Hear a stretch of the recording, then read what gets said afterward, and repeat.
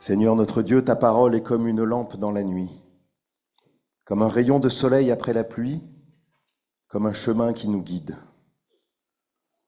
Quand nous lisons la Bible, ouvre nos yeux pour voir ta lumière, ouvre nos oreilles pour entendre ta voix, ouvre nos cœurs pour accueillir ton amour.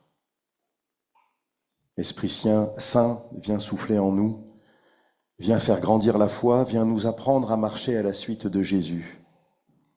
Merci Seigneur pour ce cadeau merveilleux. Amen. Alors, je vais m'adresser encore aux enfants. Est-ce que vous vous souvenez qu'il y a 2 semaines, nous avons fêté Pâques? Bon, c'est bien, parce que c'est pas des voix enfantines que j'entends répondre, mais c'est pas grave. Vous soufflez les bonnes réponses, merci. Et est-ce que vous vous souvenez de ce que l'on a fêté à Pâques?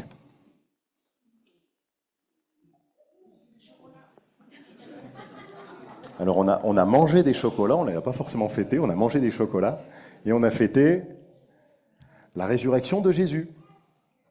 Voilà. Et après sa résurrection, Jésus est venu voir ses disciples plusieurs fois.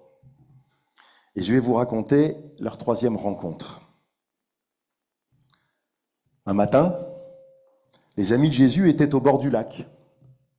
Simon-Pierre était là avec Thomas, Nathanaël, les 2 fils de Zébédée et 2 autres disciples. Alors ils étaient un peu perdus quand même, depuis que Jésus était mort et ressuscité. Alors Simon-Pierre dit, moi je vais pêcher. Et les autres ont répondu, on vient avec toi. Alors ils sont tous montés dans la barque et ils sont partis pêcher. Mais toute la nuit, ils ont jeté et rejeté et rejeté le filet, sans jamais attraper un seul poisson. Pas un seul. Et au lever du soleil, quelqu'un était sur le rivage. C'était Jésus. Mais les disciples ne l'ont pas reconnu. Et Jésus leur dit de loin, « Mes amis, est-ce que vous avez quelque chose à manger ?» Et ils ont répondu tristement, « Non, rien du tout. » Alors Jésus leur a dit, « Jetez vos filets du côté droit de la barque, vous verrez. » On ne sait pas pourquoi, mais ils ont obéi. Et tout à coup, surprise, le filet devint tellement rempli de poissons qu'ils n'arrivaient même plus à le tirer hors de l'eau. À ce moment-là, il y avait un disciple qui aimait beaucoup Jésus, qui a murmuré à l'oreille de Pierre, « C'est le Seigneur ». Pierre était tellement heureux de revoir Jésus qu'il remit son vêtement, qu'il sauta à l'eau et qu'il nagea jusqu'à Jésus. Les autres disciples, un peu plus calmes, sont revenus avec la barque en tirant le filet rempli de poissons. Ils n'étaient pas très loin, ils étaient à peine à 100 mètres du bord, mais quand même, il fallait un petit peu d'effort pour revenir jusqu'à la berge. Et quand ils arrivèrent sur la berge, sur le rivage, ils virent qu'un petit feu avait été allumé et il y avait déjà du poisson qui cuisait et du pain tout chaud. Et Jésus leur dit, « Apportez donc quelques-uns des poissons que vous venez de pêcher. » Alors Pierre, il est vite retourné à la barque, il a tiré le gros filet plein de poissons jusqu'au rivage, il y en avait 153 poissons. Et malgré ça, le filet, il ne s'est même pas déchiré. Et Jésus leur dit doucement, « Venez manger. » Les disciples n'osaient pas lui demander « Qui es-tu » Ils savaient bien que c'était Jésus, leur Seigneur. Jésus s'approcha d'eux et il prit le pain et il le partagea avec eux. Et il a fait pareil avec le poisson. C'était la 3e fois que Jésus se montrait à eux depuis qu'il était ressuscité. Alors ce qu'on peut retenir de cette histoire, les enfants, c'est que Jésus est vivant et il est proche, il reste proche de ses amis. Même s'ils ne reconnaissent pas tout de suite, Jésus est là, près des disciples, comme il est près de nous aujourd'hui.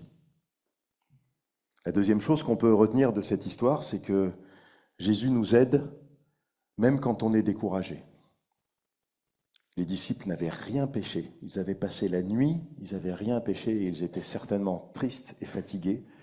Et Jésus leur montre qu'il est là pour les aider et pour leur redonner confiance.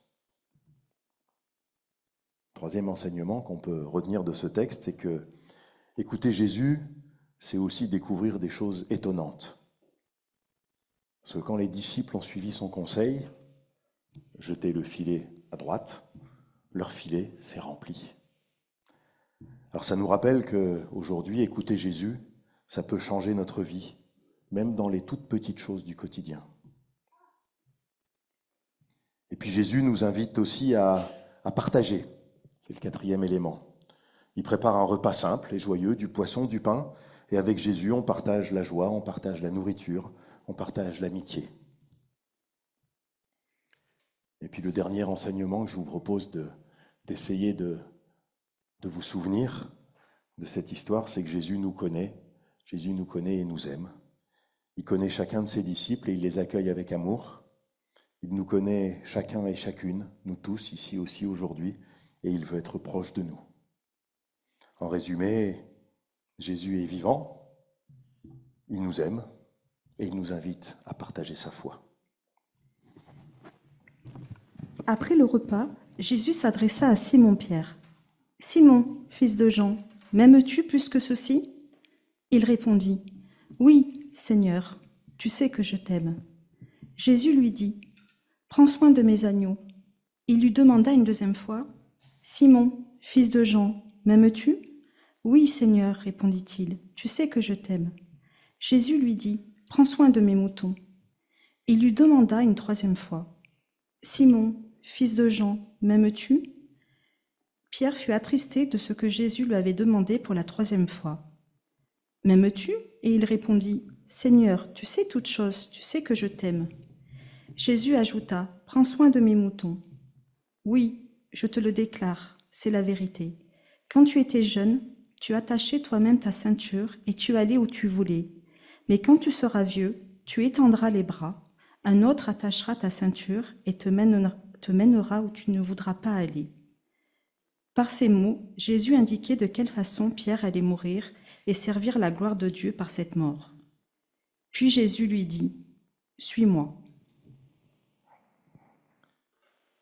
Chères sœurs, chers frères, nous venons d'entendre l'un des dialogues que je considère comme l'un des plus intenses et les plus émouvants de l'Évangile entre Jésus et Simon-Pierre. Ce passage arrive après la résurrection, après la pêche miraculeuse, après le petit déjeuner partagé au bord du lac. Nous sommes donc dans un moment de retrouvailles, mais aussi un moment de vérité, de mise au clair. Rappelons-nous, quelques jours plus tôt, Pierre avait renié Jésus 3 fois. 3 fois, il avait affirmé « Je ne le connais pas », par peur, par panique. Après l'arrestation de Jésus, Pierre avait eu peur pour sa vie et avait choisi de sauver la sienne plutôt que de rester fidèle. Et maintenant, Jésus ressuscité le retrouve au bord du lac de Tibériade. Mais avant ce dialogue entre Jésus et Pierre, il y a quelque chose d'essentiel. Les 14 versets précédents nous racontent la pêche miraculeuse. Après une nuit sans rien prendre, les disciples suivent l'invitation d'un inconnu sur le rivage. Jetez le filet du côté droit. Et voilà, le filet déborde de poissons. Ils reconnaissent alors Jésus. À leur arrivée sur le rivage, Jésus les accueille, leur prépare du pain et du poisson et partage un repas simple, un repas fraternel. Il me semble important de le souligner, le pardon et le relèvement ne viennent pas d'abord par des paroles, mais par des gestes. Jésus commence par nourrir les corps avant de toucher les cœurs. Il commence par rassembler avant de parler. Et c'est sur ce terreau de communion, sur cette table dressée après l'abondance, que Jésus ouvre son dialogue avec Pierre. Jésus demande 3 fois, « Simon, fils de Jean, m'aimes-tu » Ce n'est pas un hasard. 3 fois, comme les 3 reniements de Pierre. Et à chaque réponse de Pierre, « Oui Seigneur, tu sais que je t'aime », Jésus répond par une mission. « Prends soin de mes agneaux, de mes moutons. » Jésus n'humilie pas Pierre, il le relève. Il ne l'enferme pas dans sa faute, il l'invite à reprendre sa place, à prendre soin du troupeau. Jésus transforme l'échec en vocation.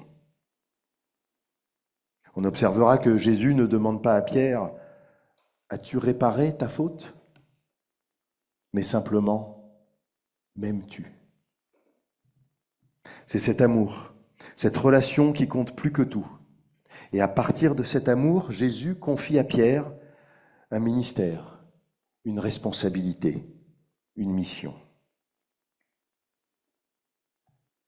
Ce dialogue est à mes yeux l'archétype de la grâce, que nous appelons aujourd'hui la théologie de la grâce. Pierre, l'homme faillible, le disciple qui a chuté et relevé par Jésus. Non parce qu'il aurait mérité une seconde chance, mais parce que Jésus fait de sa vie blessée un point de départ. Dans la tradition héritée de Luther et de la Réforme, nous savons combien la grâce précède toujours l'action. Elle est un don. Elle précède tout mérite. Jésus ne dit pas « Pierre, tu as bien rattrapé tes erreurs. Tu es maintenant digne. » Il dit « M'aimes-tu ? M'aimes-tu ? Alors va et prends soin de mes moutons. » Ce passage, je l'ai déjà évoqué, nous parle aussi d'une vocation, la vocation chrétienne.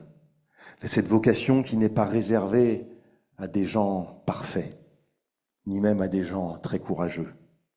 Elle est adressée à des gens réconciliés, à des gens qui, comme Pierre, ont fait l'expérience de leur fragilité et qui savent désormais que leur force ne vient pas d'eux-mêmes, mais du Christ. Enfin, ce texte parle de transformation. Pierre est transformé par ce dialogue. Il ne sera plus le même après ça. Jésus annonce même ce qu'il attend. Un chemin d'engagement radical, un chemin qui le mènera jusqu'au don de sa vie. Être disciple, être pasteur, être témoin du Christ, être chrétien, ce n'est pas un chemin de gloire. C'est un chemin d'amour donné, un chemin parfois coûteux, mais un chemin de service. Les versets précédents, 1 à 14, donnent une lumière décisive à ce qui suit. Le pardon de Jésus n'arrive pas comme un verdict extérieur. Il s'inscrit dans une expérience de rencontre, de nourriture, de joie. La pêche miraculeuse rappelle aux disciples leur premier appel, à l'époque où ils étaient en Galilée. « Venez, je ferai de vous des pêcheurs d'hommes. » Le repas sur le rivage est une parabole vivante. Jésus nourrit d'abord, il restaure d'abord, il comble les manques avant même de poser une seule question. Ainsi nous comprenons que la grâce précède l'appel. Jésus donne, Jésus nourrit, Jésus relève, et seulement après, il envoie. Pierre est aimé, accueilli, réconcilié et seulement ensuite investi d'une mission. Nous pouvons trouver là une logique du relèvement avant celle de la vocation. Une logique qui nous parle encore puissamment aujourd'hui. Mais que pouvons-nous y puiser précisément pour nous, actuellement? Je vous propose 3 points, 3 éléments clés. Tout d'abord, accueillir la grâce. Accueillir cette grâce qui relève, qui nous relève en tout premier. Comme Pierre, nous faisons tous et toutes l'expérience, un jour ou l'autre, de nos limites, de nos reniements, de nos peurs. Nous avons tous, d'une certaine manière, nos nuits de reniement, où nous choisissons le confort plutôt que la vérité, l'égoïsme plutôt que l'amour, le silence plutôt que la justice. Mais Jésus ne vient pas nous enfermer dans la culpabilité. Il nous rejoint sur le rivage de nos vies. Il nous prépare à manger. Il nous regarde avec tendresse. Et il nous demande doucement, « M'aimes-tu » ? Et c'est cet amour qui nous relève, pas nos performances, pas nos réussites. Ensuite, nous pouvons entendre l'appel au service. À chacun de nous, Jésus confie un troupeau. Pas forcément un troupeau de brebis ou une paroisse tout entière, mais des personnes à aimer, à accompagner, à encourager. Ce peut être nos enfants, nos parents, nos amis, nos voisins, nos collègues. Nous sommes appelés à prendre soin les uns des autres, à devenir des bergers les uns pour les autres. Dans un monde souvent marqué par l'indifférence, l'égoïsme, la rivalité, nous sommes invités à être des veilleurs, des accompagnateurs, des serviteurs. Et le 3e point que je vous propose de retenir aujourd'hui, vous voyez, je fais comme les enfants, je vous propose des points à mémoriser. Faire preuve de courage pour suivre le Christ. Jésus termine par ce simple mot, « Suis-moi ». Suivre Jésus, c'est accepter de marcher à sa suite, même quand le chemin est incertain, même quand il est exigeant. Ce n'est pas une vie sans effort, c'est une vie ancrée dans l'amour. Comme Pierre, nous sommes invités à grandir, à mûrir, à passer de l'enthousiasme impulsif à une fidélité patiente, profonde, enracinée. Dans nos vies, ce texte peut résonner de plusieurs manières.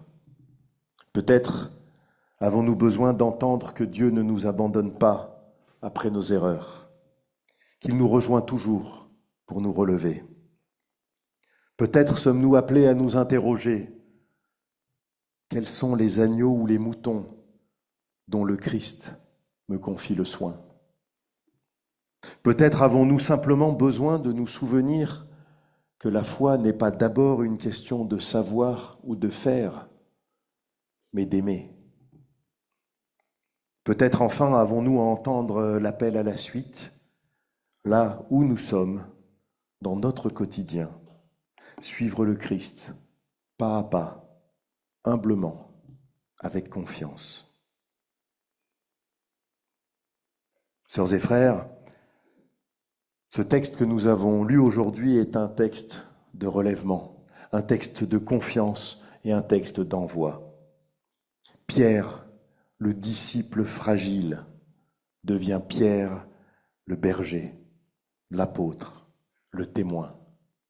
Non pas par ses propres forces, mais parce qu'il a été aimé, relevé et envoyé. Que chacune et chacun de nous puisse entendre aujourd'hui encore cette voix qui nous rejoint. M'aimes-tu? Alors, prends soin de ceux qui t'entourent et suis-moi. Amen.